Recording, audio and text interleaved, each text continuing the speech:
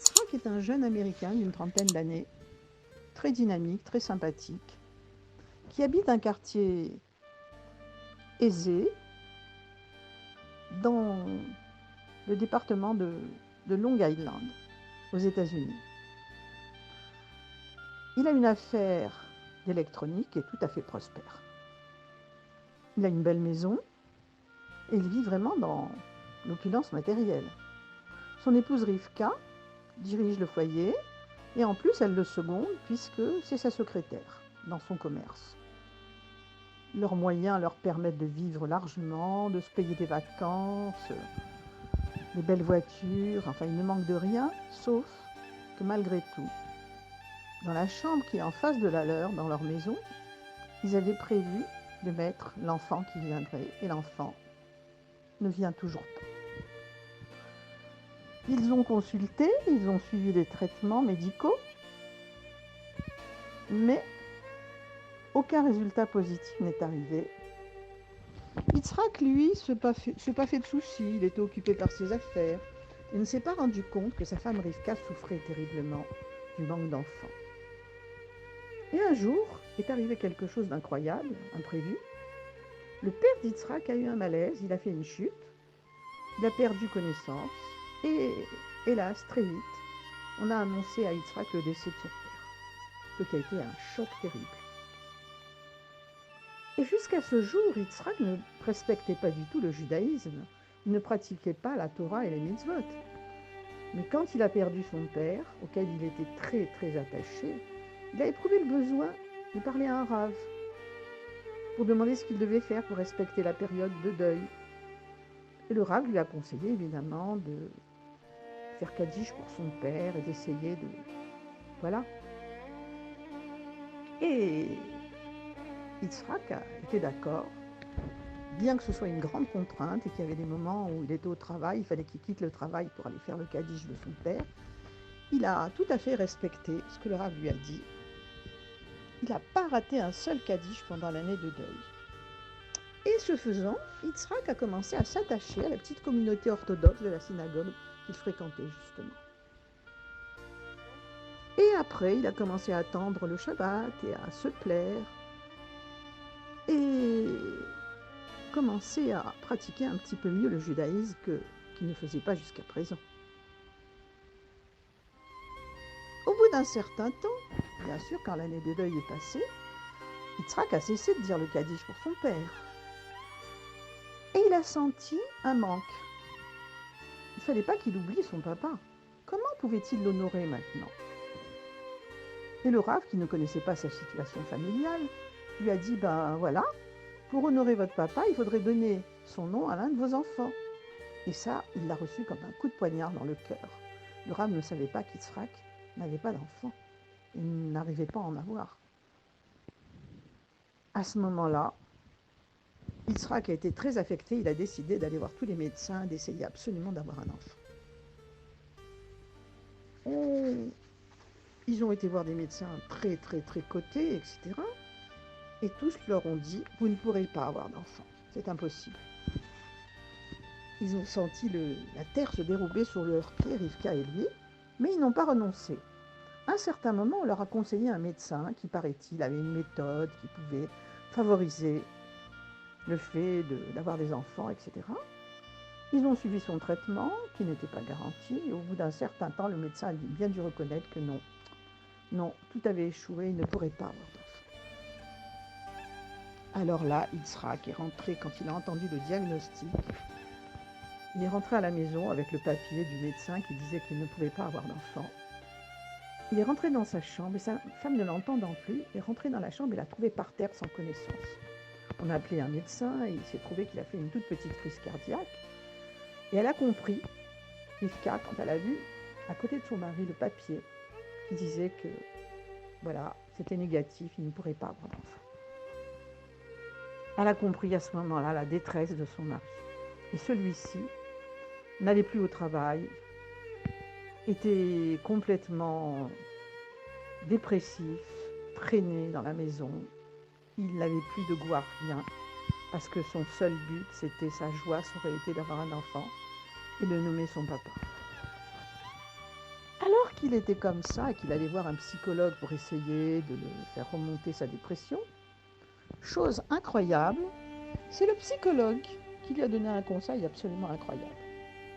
Le psychologue lui dit, écoutez, je vais vous donner un conseil qui dépasse mon domaine professionnel et qui peut vous être d'une grande utilité quand même. Vous savez qu'il y a à New York un grand rabbi, le rabbi de Lubavitch. De milliers de personnes viennent le consulter, sollicitent sa bénédiction. Il reçoit quiconque le désire, distribue des dollars pour la Tzedaka en souhaitant à chacun bénédiction, réussie.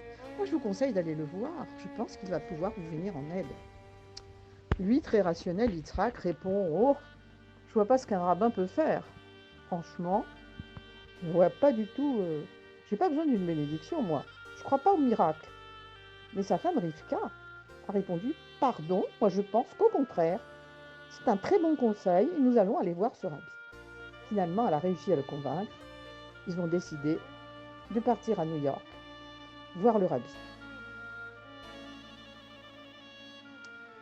Et puis, ils sont arrivés là-bas. Bien sûr, ils se sont adressés à Rav Rabbad pour les aider, pour savoir comment il fallait aller voir le rabbi, que fallait-il faire, que fallait-il demander.